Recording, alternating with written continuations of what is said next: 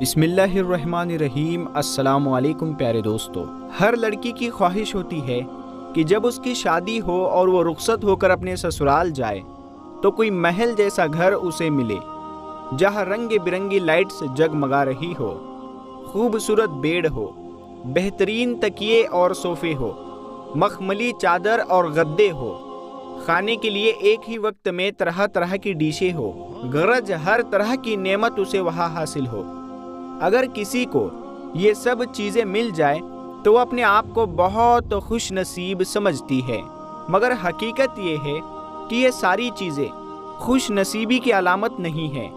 خوش نصیبی کی تو علامت یہ ہے کہ اسے محبت کرنے والا شوہر اور عزت دینے والا سسرال ملے۔ اگر آپ کو یقین نہ آئے تو حضرت عائشہ کی زندگی پڑھیے، آپ کو معلوم ہوگا کہ اماں عائشہ کو اوپر بتائی ہوئی چیزوں میں سے کچھ بھی نہیں ملا، مگر حضور صلی اللہ تعالی علیہ وسلم کی بے پناہ محبت ملی، پیار ملا اور خلوص ملا۔ چلیے ہم آپ کو اماں عائشہ کے گھر کا حال سناتے ہیں۔ اماں عائشہ رضی اللہ تعالی عنہا جس گھر میں رخصت ہو کر آئی وہ کوئی اونچی کوٹھی اور عالیشان بنگلہ نہیں تھا، بلکہ مسجد نبوی کے پاس ایک چھوٹا سا کمرہ تھا جس کا دروازہ مسجد کے صحن میں کھلتا تھا۔ حضور صلی اللہ تعالی علیہ وسلم اسی دروازے سے مسجد تشریف لے جاتے تھے۔ یہ کمرہ بہت ہی چھوٹا تھا، صرف 7 ہاتھ اس کی چوڑائی تھی، دیواریں مٹی کی بنی ہوئی تھی اور چھت کھجور کی پتیوں اور ٹہنیوں کی تھی جس پر ایک کپڑا ڈال رکھا تھا تاکہ بارش کا پانی اندر نہ آئے۔ اس کمرے کی اونچائی صرف اتنی تھی کہ آدمی کھڑا ہو کر اپنا ہاتھ چھت پر لگا سکتا تھا۔ اس کمرے میں جو کیواڑ لگا ہوا تھا وہ سادہ سا ایک پٹ والا کیواڑ تھا جس پر ایک کمبل پردے کے لیے لٹکا رہتا تھا۔ یہ وہ مبارک کمرہ تھا جہاں حضور صلی اللہ تعالی علیہ وسلم اور اماں عائشہ نے محبت بھری زندگی گزاری۔ یہ اللہ کے سب سے محبوب نبی سرور دو عالم محمد صلی اللہ تعالی علیہ وسلم اور آپ کی محبوب بیوی کی آرام گاہ تھی۔ یہاں نہ نرم ملائم بستر تھے، نہ جگمگاتی لائٹیں اور نہ چمکتی دیواریں، کچھ بھی نہیں تھا، مگر پھر بھی یہ چھوٹا سا کمرہ ہر وقت میاں بیوی کی محبتوں سے مہکتا رہتا تھا۔ یہ تو کمرے کا حال تھا، اب اس گھر کا سامان اور فرنیچر بھی دیکھ لیتے ہیں۔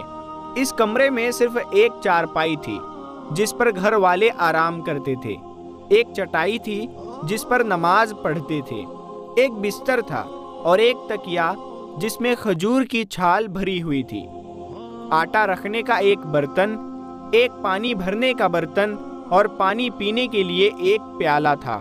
یہ تھا اس گھر کا سارا سامان۔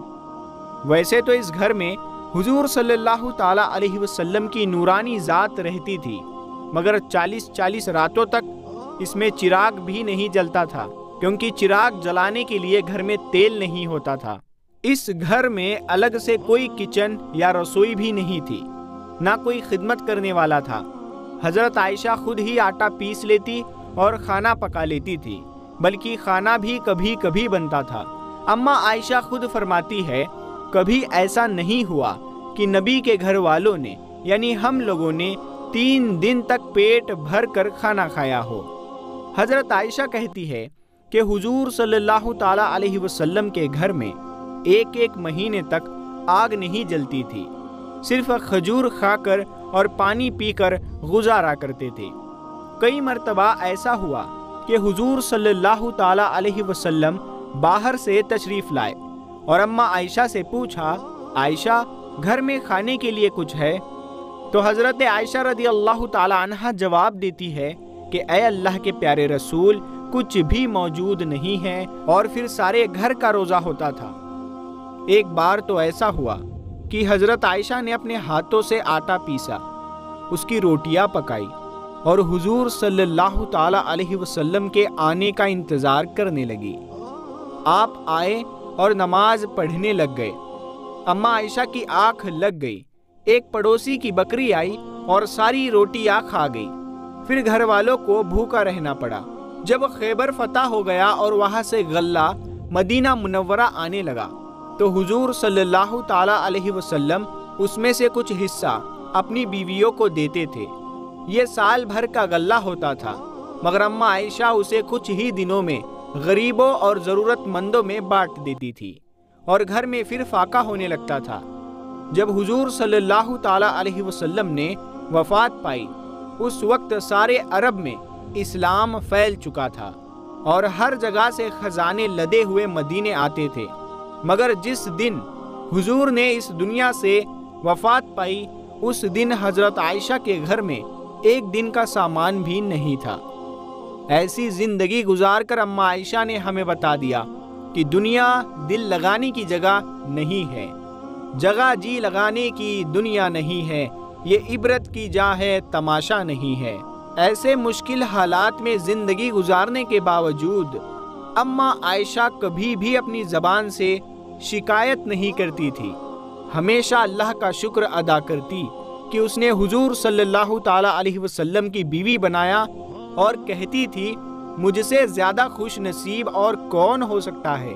प्यारे दोस्तों, ये था हुजूर सल्लल्लाहु ताला अलैहि वसल्लम और अम्मा आयशा का छोटा सा और प्यारा सा घर, जहां उन्होंने हंसी खुशी मोहब्बत भरी जिंदगी गुजारी।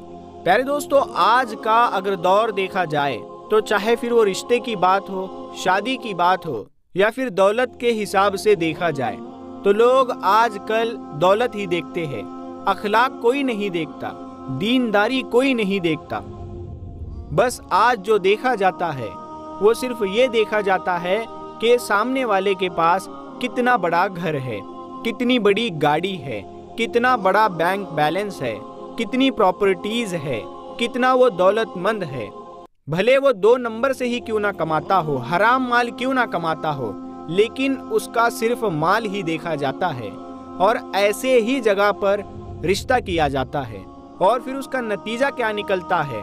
उसका नतीजा ये निकलता है कि शादीशुदा जिंदगी में खुशी नहीं होती, बरकत नहीं होती, मोहब्बत नहीं होती, इज्जत और एहतराम नहीं होता। तो हम अल्लाह तबारक व ताला से दुआ करते हैं कि अल्लाह तबारक व ताला हम सबको दीन इस्लाम पर चलने की तौफीक अता फरमाए। प्यारे नबी हज़रत मोहम्मद मुस्तफ़ा सल्लल्लाहु ताला अलैहि वसल्लम की सुन्नतों पर अमल करने की तौफीक अता फरमाए और उनके बताए हुए तरीके पर ज़िंदगी गुजारने की तौफीक अता फरमाए। प्यारे दोस्तों, हम उम्मीद करते हैं कि आपको आज का ये वीडियो पसंद आया होगा।